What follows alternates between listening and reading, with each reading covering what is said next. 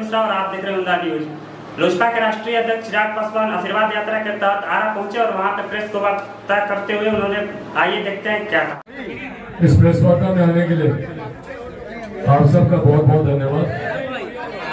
आप सब जानते हैं कि हमारे नेता, हमारे आदर्श आदरणीय रामविलास पासवान जी के जयंती दिवस से हम लोगों ने आशीर्वाद यात्रा की शुरुआत की और यह आशीर्वाद यात्रा बिहार के हर एक जिले से होती हुई गुजर रही है। जिस जिस जिले से भी ये यात्रा गुजर रही है, मुझे खुशी है इस बात की कि इस आशीर्वाद यात्रा का जो मूल लक्ष्य था कि जनता के बीच जाना और उनका आशीर्वाद लेना, मुझे खुशी है इस बात की कि अपार संख्या में बिहार वासियों का आशीर्वाद इस आशीर्वाद यात्रा को मिल रहा है। हाजीपुर से हम लोगों ने इस यात्रा की शुरुआत की थी और तब से लेकर आज तक लगभग 22-23 जिले हम लोग घूम चुके हैं और जिस जिस जिले से ये यात्रा गुजरी है, एक अपार जन सैलाब, एक अपार जन समर्थन इस यात्रा को देखने को मिला है। उसके कारण कई हैं जिस वजह से इस यात्रा को इतना ज्यादा समर्थन बिहार वासियों का मिल रहा है। कल जब हम लोग यहाँ आरा भोजपुर में भी थे तो उस वक्त भी आप सबके कैमरे साक्षी हैं। अगर मैं कोई ज्यादा बड़े शब्दों का इस्तेमाल करूं तो आप लोग पूरी तरीके से स्वतंत्र हैं मुझे टोकने के लिए, बोलने के लिए कि नहीं भैया भीड़ नहीं थी, लोग नहीं थे, लोगों में उत्साह नहीं था। जरूर बोलिएगा अगर आप लोग को ऐसा लगे।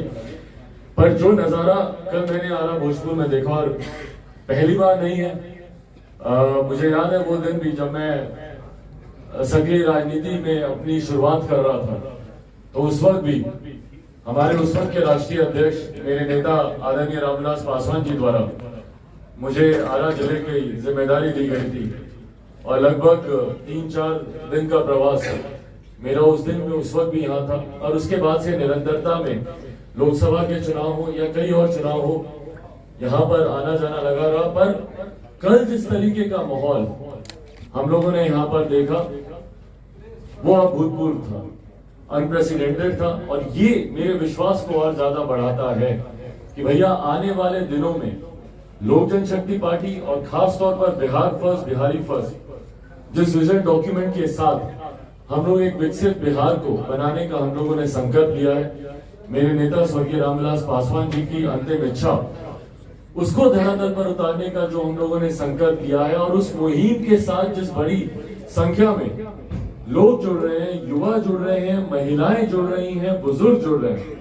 मैंने इससे पहले कभी इतनी भारी संख्या में महिलाओं को सड़क पर आते हुए, आपका अभिनंदन करते हुए, आपका स्वागत करते हुए मैंने नहीं देखा। और जिस ममता के साथ वो आती हैं, जिस तरीके से वो मुझे गले लगाकर अपना आशीर्वाद देती हैं, चंदन टीका करके, दही मीठा खिलाकर वो मुझे आशीर्वाद देती हैं, ये मेरे विश्वास को और ज्यादा बढ़ाता है कि अगर जिसके ऊपर माताओं का आशीर्वाद है, जिसके साथ युवाओं का साथ है, बुजुर्गों का आशीर्वाद है, ऐसे मिशन को शायद ही कोई रोक सकता हो।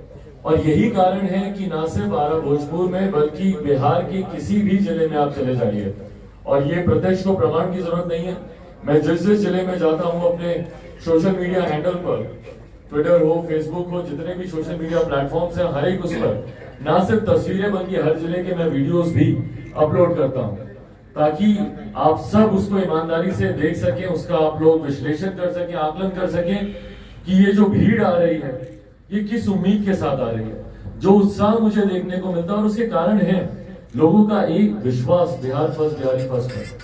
अगर आप हमारे इस विजन डॉक्यूमेंट को देखेंगे, पढ़ेंगे, तो आप देखेंगे कि शायद ही बिहार से जुड़ी हुई कोई ऐसी समस्या हो जिसका समाधान हम लोगों ने बिहार फर्स्ट, बिहारी फर्स्ट में हम लोगों ने नहीं किया। तो वहीं दूसरी तरफ लोगों का आक्रोश भी उसमें देखने को मिलता है। जब ये जन सैलाब आता है और मौजूदा मुख्यमंत्री और मौजूदा सरकार के खिलाफ जिस तरीके से वो अपनी बातों को जाहिर करता है, ये अपने में दर्शाता है कि मौजूदा मुख्यमंत्री नीतीश कुमार जी की नीतियों से बिहारी नफरत करने लगे। उनकी नीति ही जिम्मेदार है बिहार को पिछड़ा बनाने में और पिछड़ा बनाए रखने में। आज अगर बिहार बर्बादी की कगार पर है तो कहीं ना कहीं मौजूदा सरकार, मौजूदा मुख्यमंत्री जी की नीतियां इसमें बहुत बड़ी जिम्मेदार है। आज भी अगर बिहार के लोग पलायन करने के लिए मजबूर हैं तो उसके जिम्मेदार मुख्यमंत्री नीतीश कुमार हैं। भाई 2005 में जब मुख्यमंत्री नीतीश कुमार जी जो पहली बार जब बिहार के मुख्यमंत्री बने थे, उस वक्त उन्होंने कहा था कि मेरा सपना है कि मैं तमाम बिहार वासियों को वापस अपने प्रदेश लेकर आऊं। क्या किया आपने उसके लिए? और ये मैं नहीं कहता, आंकड़े इस बात की गवाही देते हैं कि भैया पलायन में और ज्यादा वृद्धि हुई है साल दर साल। आज भी बिहार के युवा मजबूर हैं दिल्ली जाने के लिए, बंबई जाने के लिए, बेंगलोर जाने के लिए, गुरुग्राम जाने के लिए, नोएडा जाने के लिए। अगर वो वहां पर जाकर अगर रोजगार अगर पा सकते हैं तो हमारे प्रदेश में क्यों नहीं पा सकते? पर ऐसे में मुझे याद आता है 2020 बिहार विधानसभा के चुनाव में दिया हुआ मुख्यमंत्री नीतीश कुमार जी का वो बयान कि भैया बिहार में रोजगार नहीं लग सकता। क्यों? क्योंकि बिहार वोटर लॉक्ड है। भाई ऐसी परिस्थिति देश के कई और राज्यों में है। आप गुजरात ले लीजिए, महाराष्ट्र ले लीजिए, मध्य प्रदेश ले लीजिए, राजस्थान ले लीजिए, कई ऐसे राज्य हैं जो कि वोटर लॉक्ड है।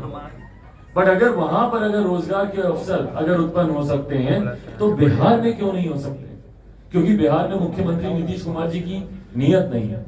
वो चाहते नहीं कि बिहार के युवा यहीं पर रोजगार हासिल करें, क्योंकि जिस दिन वो यहीं पर आकर अच्छी शिक्षा, अच्छे रोजगार हासिल करेंगे तो मुख्यमंत्री नीतीश कुमार जी से सवाल पूछने लगेंगे, जैसे आज चिराग पासवान उनसे सवाल पूछता है। और ये बात मुख्यमंत्री नीतीश कुमार जी को बर्दाश्त नहीं है। लोकसभा विधानसभा चुनाव के वक्त इन्होंने एक जुमला दिया 19 लाख रोजगार का। भाई क्या हुआ उससे? लगभग साल बीतने को आया है, 19 लाख आप भूल जाइए। 50,000 दिए होंगे आपने, 1 लाख दिए होंगे आपने, 2 लाख दिए होंगे, जो भी दिए होंगे भाई आप उसके आंकड़े तो आप साझा कीजिए। पर यहाँ पर रोजगार नए उत्पन्न करना तो दूर की बात है, जो बैकलॉग है आप उसको कंप्लीट नहीं करते। जो वैकेंसीज आप निकालते हैं, अभ्यर्थी सड़क पर लाठियां खा रहे हैं, जो शिक्षक है वो सड़क पर लाठियां खा रहे हैं। पीएड के टीचर्स अभी कुछ दिन पहले मैं देख रहा था, मुख्यमंत्री नीतीश कुमार जी से मिलने के लिए वो वहां पर खड़े थे, उनसे से मुलाकात करके अपनी वेदना को उनके सामने रखना चाहते थे, उनके ऊपर आप लाठियां चलाते हैं। छात्रों के आप हालात देख लीजिए भैया, 3 साल का कोर्स 4 साल 5 साल तक आपका कंप्लीट नहीं होता है, तो इसकी जिम्मेदारी किसकी है? और ये जवाबदेही कब तय होगी? भैया भविष्य बर्बाद कर रहे हैं हमारे युवाओं का। रोजगार के लिए हो, शिक्षा के लिए हो, आपने उनके भविष्य को आपने बर्बाद कर दिया। और इसीलिए बिहार फर्स्ट बिहारी फर्स्ट ने इस मुहिम की शुरुआत की है कि इस विजन डॉक्यूमेंट के तहत ज्यादा से ज्यादा रोजगार हमारे प्रदेश में उत्पन्न हो। समस्या को पहले टारगेट करने की जरूरत है भैया। सिंगल विंडो क्लियरेंस ही नहीं है हमारे प्रदेश में रोजगार के। अगर कोई निवेशक आता है, निवेश करना चाहता है, उसको इतने दरवाजे से गुजरना पड़ता है कि उसकी इच्छा शक्ति जवाब दे जाती है रोजगार उत्पन्न करने को लेकर। यहाँ पर आईटी जॉब्स इसलिए नहीं खुल सकते, एमएनसीज इसलिए नहीं खुल सकते क्यों? क्योंकि सिंगल विंडो क्लियरेंस नहीं है। लैंड रिफॉर्म्स ऐसे हैं कि आप जमीन आप मुहैया नहीं करा सकते निवेशकों को। दूसरे प्रदेशों में जाकर देख लीजिए, जिस तरीके से वाइब्रेंट गुजरात है या जिस तरीके से उत्तर प्रदेश में है या मध्य प्रदेश में है, जितने भी मुख्यमंत्री हैं वो निवेशक समिट करवाते हैं, इन्वेस्टर समिट करवाते हैं। आखिरी बार हमारे मुख्यमंत्री नीतीश कुमार जी ने कब ऐसा इन्वेस्टर समिट कराया हो, किसी को शायद ही वो तस्वीरें याद है। तो जब तक आप निवेशकों को बुलाएंगे नहीं, आप उनको सुविधाएं नहीं देंगे, तो हमारे प्रदेश में कैसे रोजगार के अवसर उत्पन्न होंगे? शिक्षा के वही बदहाल स्तर है। हमारे बच्चे आज भी कोटा जाने के लिए मजबूर हैं शिक्षा के लिए। और कोटा की परिस्थिति समझ लीजिए, पढ़ने वाला बिहारी, पढ़ाने वाला बिहारी, अधिकांश शैक्षिक संस्थानों के मालिक वहां पर बिहारी, पर व्यवस्था राजस्थानी। ये व्यवस्था क्यों नहीं आप बिहार में दे सकते? क्यों नहीं आप पटना में दे सकते? क्यों नहीं आप यहाँ आरा में दे सकते? क्यों नहीं अच्छे आईटी एजुकेशनल हब आप यहाँ पर खोल सकते हैं? पर इन तमाम दिशाओं में मुख्यमंत्री नीतीश कुमार जी का ध्यान ही नहीं जाता। उनका ध्यान जाता है जातीय समीकरण को साधने। जब से मुख्यमंत्री नीतीश कुमार जी पुनः प्रदेश के मुख्यमंत्री बने हैं, तब से लेकर आज तक अगर आप घंटों के हिसाब से अगर आप हिसाब लगाएंगे तो इतना समय उन्होंने मुख्यमंत्री कार्यालय में नहीं बिताया होगा जितना उन्होंने अपने पार्टी के कार्यालय में बिताया। उसका कारण क्या है? आप समीकरण को साध रहे हैं, आप बार बार अपने पार्टी के अध्यक्ष को बनाते हैं, बदलते हैं। इन सब चीजों में क्यों लगे हुए हैं? क्योंकि मुख्यमंत्री नीतीश कुमार जी भी कहीं ना कहीं आने वाले समय में मध्यवर्ती चुनाव की उम्मीद रख रहे हैं। और मैं पुनः दोहराता हूं इस बात को, क्योंकि मैं भी मानता हूं कि बिहार में मध्यवर्ती चुनाव होंगे और उसी तैयारी में मुख्यमंत्री नीतीश कुमार जी लगे हुए। जिस तरीके से वो तीसरे नंबर की पार्टी बन चुके हैं, उनको ये बर्दाश्त नहीं हो रहा कि वो तीसरे नंबर की पार्टी है, वो सहज नहीं है। और इसीलिए जिस गठबंधन के साथ है, निरंतरता में उसके साथ विरोधाभास हो रखे हुए। कोई एक ऐसा विषय, चुनाव से पहले भी उन्होंने विरोधाभास रखा था, सीए का मुद्दा हो, एनआरसी का मुद्दा हो, ट्रिपल तलाक का मुद्दा हो, जितने भी ऐसे मुद्दे थे, राम जन्मभूमि का मुद्दा हो, जितने भी ऐसे मुद्दे थे, उन्होंने इस पे खामोशी साधी हुई थी या विरोधाभास में अपनी बातों को रखा था। और आज भी वो यही कर रहे हैं। पेगासस का मामला हो, उसमें अपने गठबंधन के सहयोगियों से अलग वो अपनी राय रखते हैं। जातिगत जनगणना की बात हो, उसमें अपने सहयोगी से अलग वो राय रखते हैं।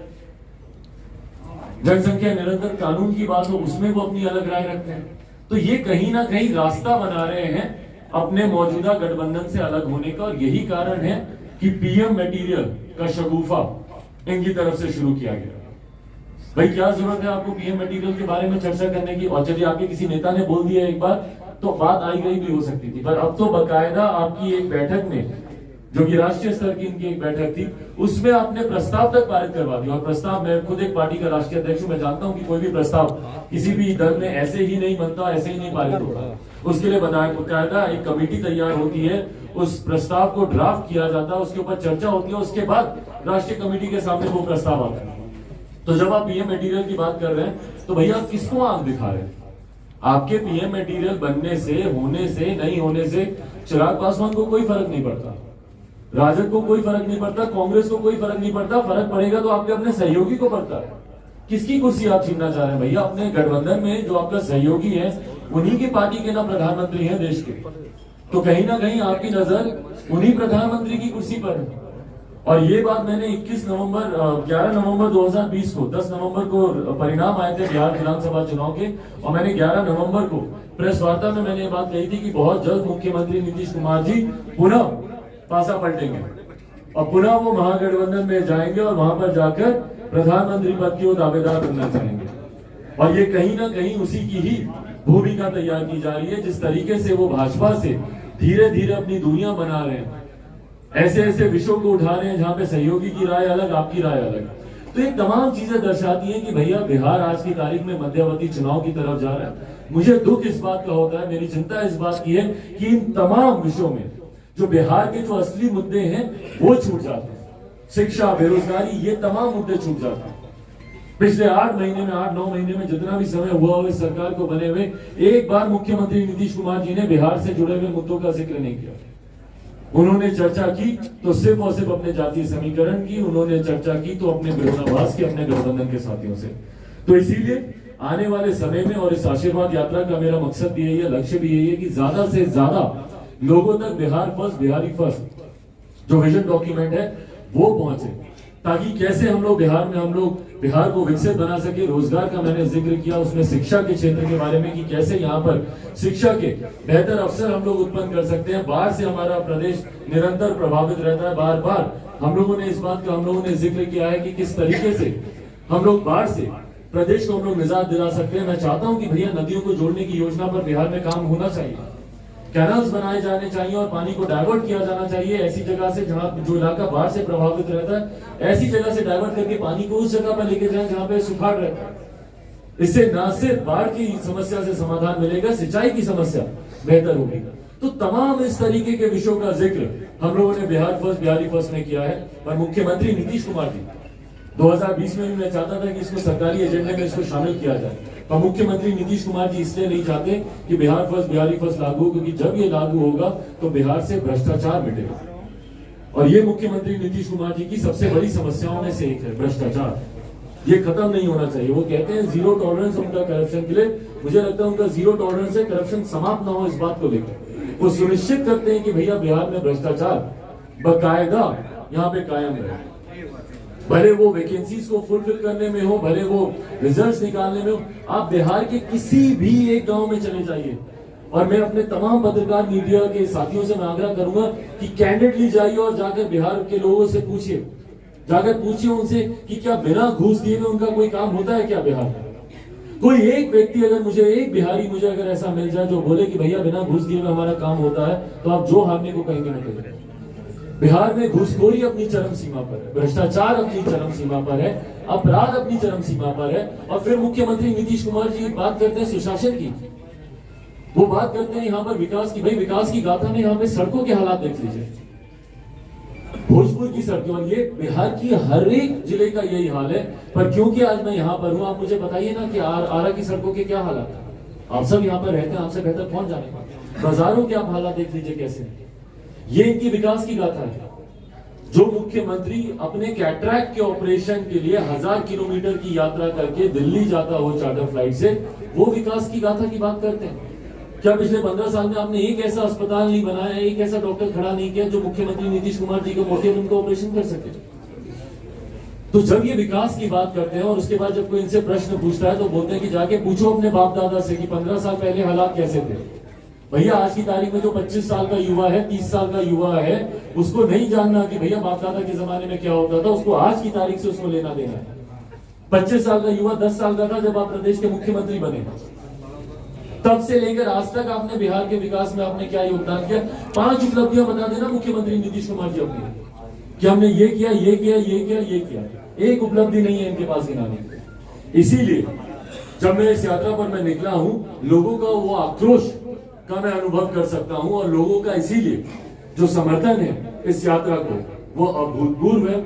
और मैं ये विश्वास करता हूं कि आने वाले समय में जब मध्यवर्ती चुनाव होंगे और उसके जब परिणाम आएंगे तो उस परिणामों में, उन परिणामों के बाद लोक जनशक्ति पार्टी एक बड़ी ताकत के तौर पर उभर कर आएगी और अगली जो बिहार में विधानसभा परिणामों के बाद जो सरकार बनेगी उसमें लोक जनशक्ति पार्टी की एक अहम भूमिका होगी। इस यात्रा की समाप्ति तक आप देखेंगे पूरा बिहार प्रदेश लोजपा में ही होगा, पूरा बिहार प्रदेश बिहार फर्स्ट, बिहारी फर्स्ट के साथ होगा। अब इस